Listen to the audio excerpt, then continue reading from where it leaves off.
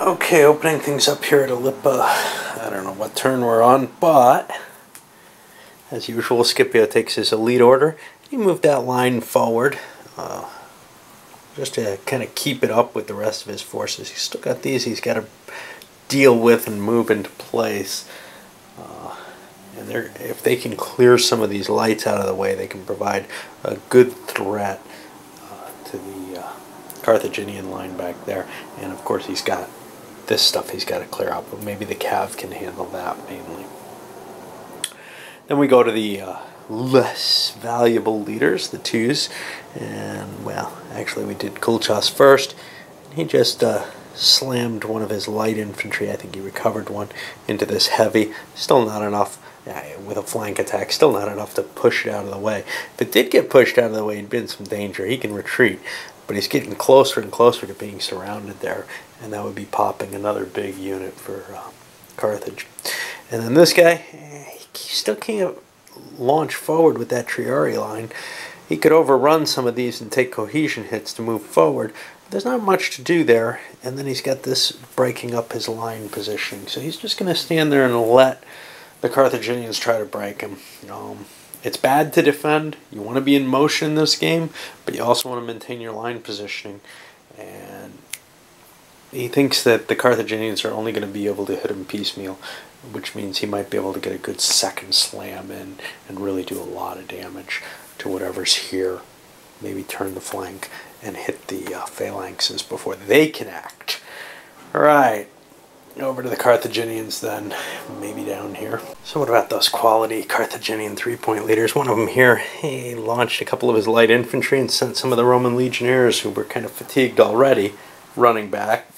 Then this guy actually managed to get a momentum, and the Romans didn't bother to try to trump him. He hit and sent a couple of units himself running, kind of isolating. There's one Roman here left, just widening the hole. There's a gap here, while the Roman leader here ran back to try to rally his forces. He got one back. Whoops.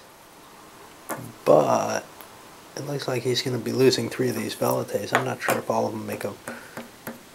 No, one of them's not going to make it off this turn. Probably should have saved... Well, no, he should have saved one of these guys, so he did right. And also some attacks in the flanks here. Roman running here. I think this is a Roman unit left here. Everything's getting kind of really chaotic over here. Alright, now we're on to the number of Roman 3 leaders. There's like 3 or 4 of them left, so we'll be handling that here. Okay, let's try to recapitulate what just happened, because it was kind of a mess. Dang. Alright. The Prefect Equitus marched up, went for a momentum, succeeded, was able to slam into the rear of these Numidians and send them flying back. There was an attempted trump over here by Dionysus. He failed. He's out for the turn, supposedly. Then Marcius slid his velites forward and had him in all nice formation. Rolled for a continuation so that he could rally. Maybe that, and perhaps this back here. Well, no, not that. It's not his. But whatever, you know, just to try to get a little bit of an additional advantage. Die roll of doom there. Choice by the Carthaginians was to take Dionysus, and he really kind of butchered a bunch of Romans, including some of the routing ones back here. And we're seeing the cost that Rome is paying for having left some units. Now, those could have gotten away because of the failed trump, but we're seeing the cost now that Rome is paying for having left these guys out there to hang. They're pretty much being eliminated up there, and now these guys aren't doing too much. So we've got a very powerful breakthrough going on up here by the Carthaginians, despite Dionysus' best efforts to sit on his ass. Got some more 3s left for Rome, I'm sure. Just gonna hunt them down like this guy. And finishing up the Roman 3s, the cav up here just really destroyed. There's only one remaining unit, and they got a rear attack on it, but this light cav ended up chickening out as they approached the rear of the unit and ran from the field. But otherwise, they just totally demolished whatever of the light infantry's there. There's a couple routing left, but a number, what, 2 of them, 3 of them, have disappeared from the battle already. And then over here, well, this guy couldn't find a lot to do, so he recovered a couple of units. Ooh, he's got an attack here that I didn't finish. I gotta take care of that. But then we move on to the 4s. Well, another little bit of excitement in the normal Great Battles of History sort of way. These heavies, Mago launched them, and remember, he's the guy who started the attack for the Carthaginians. Launched them against the legionnaires and actually managed to get himself a couple of flank attacks, even just marching right in front of these guys, throwing their javelins at his heavies, and drove away a bunch of the Romans. Those are Spaniards, but these are real Roman legionnaires just getting driven back. Holes beginning to show up here. Then he gets a die roll of doom on his continuation, which gave a reactivation to our good friend Cassius back here. Now Cassius,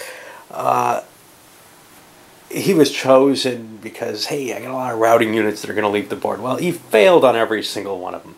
Now we go back to Solanius and see what he can do. Actually, I made the choice not to activate Bostar first.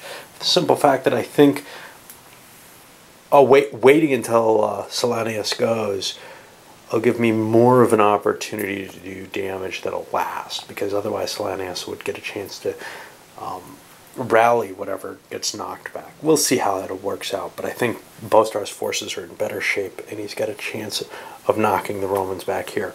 Overall, this may be looking really ugly for the Romans. The only thing going in their favor, and we look at the numbers for this turn, and they're definitely not in their favor this turn, but is the 2-to-1 odds in terms of, or the 2-to-1 value in the tactical quality losses up to date. Well, Solanius got a couple of momentums, and Bostar made no attempt to trump in. No one else made an attempt here because they didn't want to deprive Bostar of his chance. But in the final momentum, Solanius got rid of those threatening elephants. They were a little too injured to really do a lot of damage at this point, but they did definitely add some danger to that Roman line, to the survival, or some risk to the survival of that Roman line. And that's gone now, and Bostar's forces look a lot weaker than the Romans that Solanius has now put into place. Before it looked like Bostar may have had the slight edge. Now it looks like the Romans have a strong edge. We'll see what Bostar can do with that. Well, Bostar could do something. He could get momentum and force Scipio to trump him, which was successful. And Scipio didn't do a lot. He beat up one more of those light infantry and tried to rally some of his forces. He's got some problems over here, especially on this side here. Over here, not much, but he's got some kind of tired units that he's going to have to reorganize before he can really handle the next clump in his way. But Scipio, of course, got a momentum. Massinissa, of course, trumped that. Now, Massinissa had a problem because he has this guy back here wandering behind the lines. So he just smashed right through the Roman line, crushed a unit, ran into another one. He's engaging in combat himself here with his big +2 bonus. Took a risk, took a wound on the final combat, which just finished him.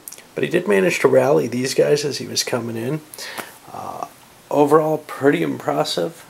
Just, you know, being Massinissa, as it were.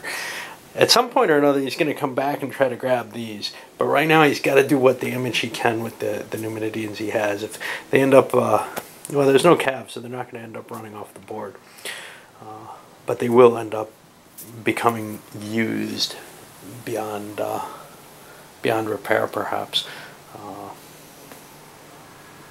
But right now, they're too valuable to go back and get more of them. So at least in my opinion.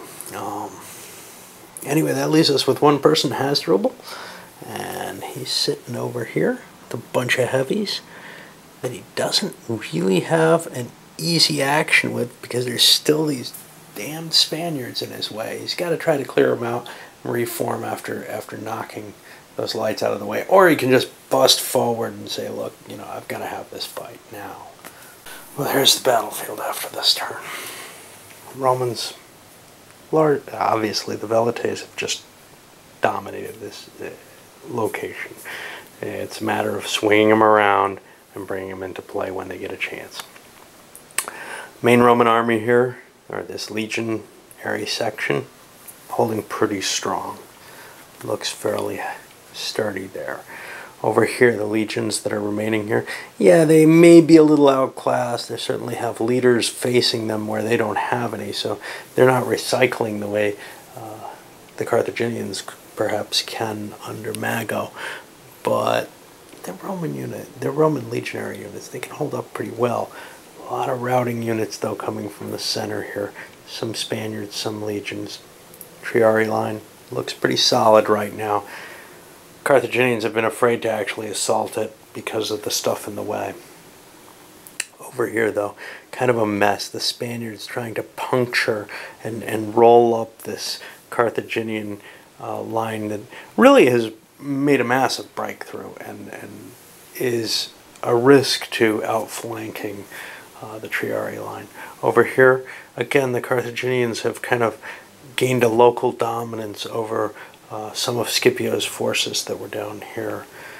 But in here, again, the Carthaginians aren't doing too terribly, but they just don't have the staying power. When the Romans swing into play, this is all going to just get wiped out of the way, I think. Here, the Romans have won. There's not a lot that can be done here by our Turkish leader, but then we look at the points for this turn, and ouch, the Romans paid a price. Carthage, 42 points, but Rome, 101. It's almost a close battle at this point. Of course, it's only 25 more points that Carthage can take.